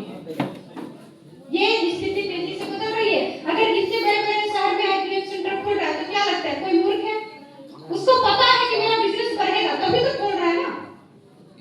यानी लगातार ये संख्या, जो ये दर है प्रजनन की क्षमता कम होने की, वो लगातार बढ़ते जा रही है। और अगर यही रेशियो चला, हम बात कर रहे हैं कि अच्छी लाइफ स्टाइल की, हम बात कर रहे हैं देश निर्माण की, हम बात कर रहे हैं इनकम की, कमाना किसके लिए? अगला पीढ़ी आएगा कि नहीं आएगा? आएगा तो सही सलामत रहेगा कि नहीं रहेगा? पहले तो इस बात की सिक्योरिटी देखनी पड़ेगी। और देखो, सोचने की बात यह है कि जानवरों में तो आज भी वही रेशियो ठीक चल रहा है। आज भी रोड पे जो कुत्ता बिल्ली, उसको कोई दिक्कत है क्या? आज भी 4-5 बच्चा पैदा कर रहा है। ये बदलाव इंसानों में क्यों आया है? क्योंकि कहीं ना कहीं जाने अनजाने हमने खुद अपने जीवन शैली में, अपने रहन सहन में जो बदलाव किया है, ये उसका रिजल्ट है। और इसके लिए अगर सबसे बड़ी जिम्मेदार कोई है, मुझे जो लगता है कि सबसे बड़ी अगर इस रेशियो को लाने में जिम्मेदार कोई है तो महिलाएं हैं। सॉरी, मेरी बात का बुरा नहीं मानिएगा। एक छोटी सी घटना से मैं इस बात को बताना चाहूंगी।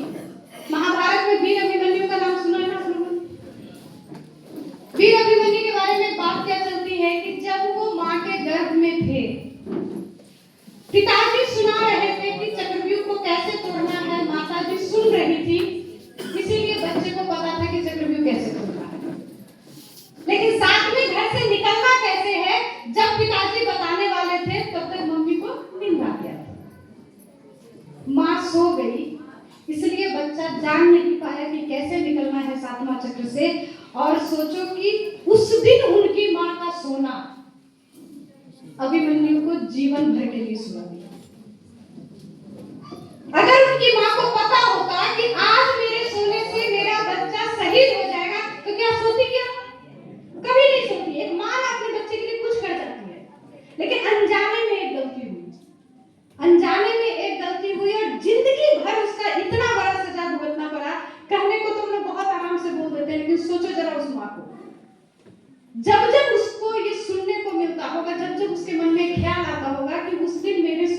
अगर आज मेरा बच्चा शहीद हो गया, क्या बीतता होगा उसके ऊपर।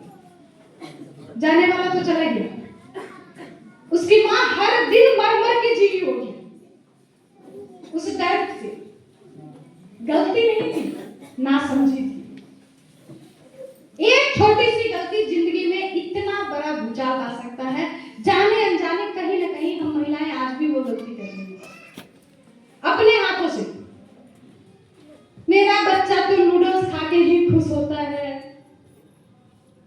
जो मांगता है वही खिला देते हैं।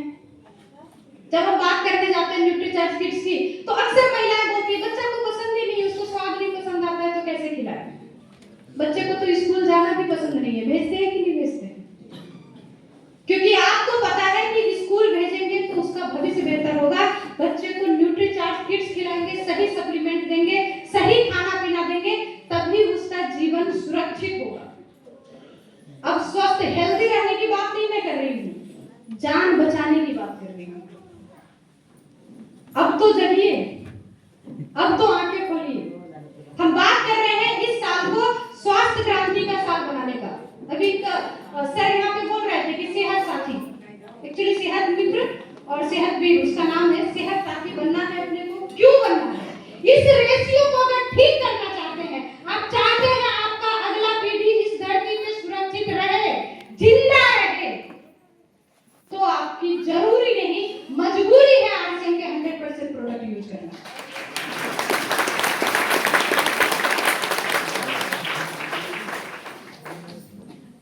और मैं इतने प्राउड के साथ इसलिए बोलती हूँ ना कि आरसीएम वाले जो बच्चे होते हैं ना, जो 100% प्रोडक्ट यूज करते हैं, उस बच्चे के परवरिश में बहुत ज्यादा एनर्जी नहीं लगाना पड़ता। एकदम सही। मैंने तो खुद देखा है, मैं जितना बिजनेस में इन्वॉल्व रही हूँ, जितना घर से बाहर रही हूँ, तो बच्चे को ना कभी पढ़ाया, ना उसके साथ उतना बैठा, ना उसको उतना समय दिया, लेकिन मेरे तीनों बच्चे पढ़ाई में भी नंबर 1, एक्स्ट्रा एक्टिविटी में भी नंबर 1, और यही नहीं, जब मैं घर पे नहीं होती हूँ तो घर भी संभाल लेते हैं। मैं बिल्कुल निश्चित रहती हूँ, क्यों? क्योंकि वो जब से उनका जन्म हुआ 100% आरसीएम के प्रोडक्ट यूज में बने। चाहते हैं आपका बच्चा भी नाम करे, बड़ा काम करे, अच्छा जीवन जिए, तो स्कूल कौन सा है, कॉलेज कौन सा है, कोचिंग कौन सा है, ये सब सोचने से पहले सोचिए कि उसका न्यूट्रिशन कौन सा है। सोच सकते हैं? मैं जो बात कर रही हूँ, हो सकता है मेरी बात किसी को बुरा